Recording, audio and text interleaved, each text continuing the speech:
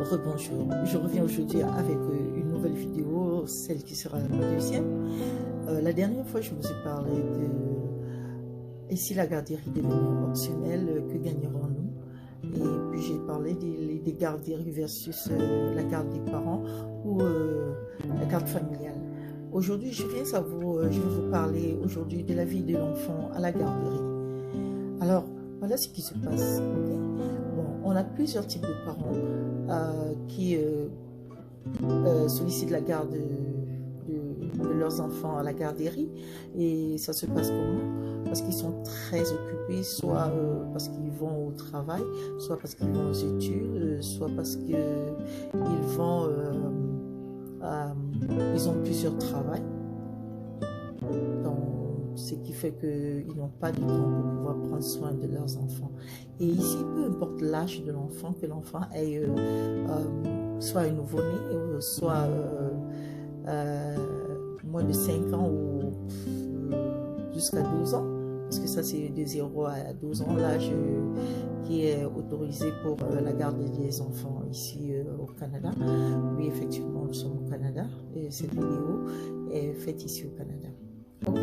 Donc, ce qui fait que les parents, très tôt le matin, il y a ceux qui commencent vraiment très tôt, ça je ne veux pas vous le mentir, à cause des distances ou bien des conditions de la route, ou bien peut-être ils n'ont pas les moyens de transport, ils sont obligés d'emprunter, de sortir très tôt, de sortir très tôt. Et qu'est-ce qui se passe? L'enfant, son sommeil est coupé. L'enfant se lève très tôt le matin et puis les parents l'apprêtent et puis les parents les amènent très tôt à la garderie. C'est qui parfois ils cherchent des garderies qui ouvrent très tôt le matin. Donc les garderies les plus matinales, ce sont celles qui ouvrent à 7 h du matin. Donc quand elles trouvent celles-là, parfois ils sont en attente dès que la garderie ouvre. Allez, ouf, on balance l'enfant et on s'en va. Le sommeil de l'enfant est coupé, l'enfant n'a même pas pris la peine de prendre son petit déjeuner. Et si c'était le cas, l'enfant prend un déjeuner très tôt le matin. Et le parent, le voilà qui dépose l'enfant à la garderie le matin et puis s'en va. Et le parent, et voilà l'enfant, il est déposé à la garderie, et voilà la maman ou le parent qui s'en va au travail. Et vous ne savez pas à quelle heure le parent viendra. On a tout type de fonctions et la majorité des fonctions que nos parents occupent ici, c'est généralement la gérontologie, c'est-à-dire de s'occuper des vieillards ou des personnes en besoin, qui ont des besoins. Donc, ce qui fait que parfois ils multiplient des chiffres, donc on appelle des chiffres, des heures, des horaires. Donc, ils ont par exemple des cadres horaires, ils peuvent travailler le matin, d'autres prennent dans l'après-midi, d'autres prennent en soirée. Mais il y a ceux qui cumulent tout cela et qui se retrouvent en train de travailler toute la longueur de journée et reviennent recueillir les enfants à la fermeture de la garderie. Qu'est-ce qui se passe? L'enfant se familiarise avec les gardiennes et l'enfant se familiarise avec les autres enfants à la garderie. Et ceci en perdant cette chaleur familiale, cette chaleur maternelle qui est la plus importante dans la croissance d'un enfant en bas âge. Donc voilà où le hic est, et on perd beaucoup. Et les enfants, quand ils grandissent ainsi, ils ont une certaine déconnexion entre le sein maternel et familial, la culture, la tradition, je ne sais pas, leur moment de joie et leur moment de tristesse qui sont compensés par les aides extérieures et qui parfois même ne sont pas bien formulées. Vous comprenez pourquoi les enfants ici, à un certain âge, et aussi avec la loi du gouvernement qui dit que les enfants sont vraiment autonomes de faire le choix à partir de l'âge de 14 ans. Tu imagines un enfant qui a grandi tout seul. À cet âge-là, il commence déjà à faire ses choix.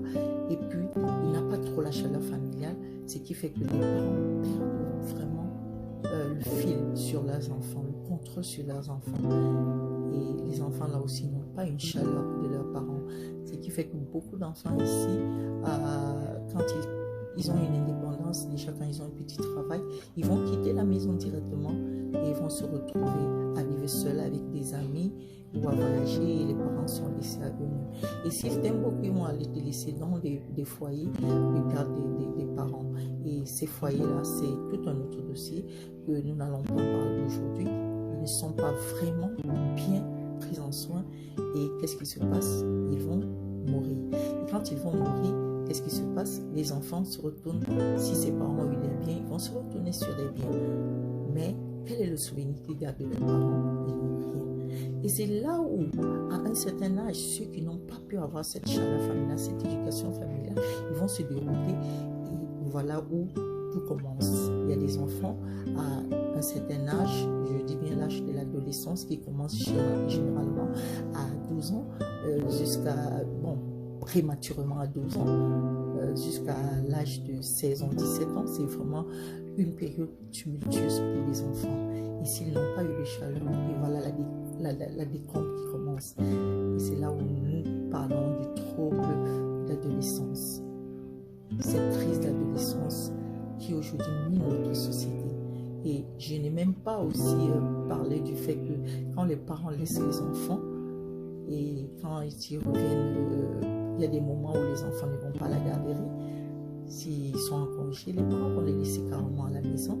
Et pour les cajoler, ils vont les donner, fourrer de bonbons, de sucreries, acheter pas mal de trucs qu'ils aiment juste pour les calmer à la maison et les laisser avec les télévisions. Ils vont se bourrer d'informations qui sont légales ou illégales pour eux et ils vont grandir avec un esprit prématuré. Et qu'est-ce que nous attendons pour leur futur? Vraiment pas. Réfléchissons. Ça, c'était un tout petit mot sur les conséquences du fait que les parents privilégient la garderie pour aller chercher leur plan quotidien qui ne paye que leur facture dans la majorité des cas au détriment de l'investissement qui est l'éducation de leurs enfants, leur trésor. Je vous remercie pour cette vidéo et la prochaine vidéo que nous allons faire, ce serait l'enfant au sein de la famille comme garderie. Merci et passez une bonne journée. Et je vous remercie d'avoir donné vos commentaires sur la première vidéo.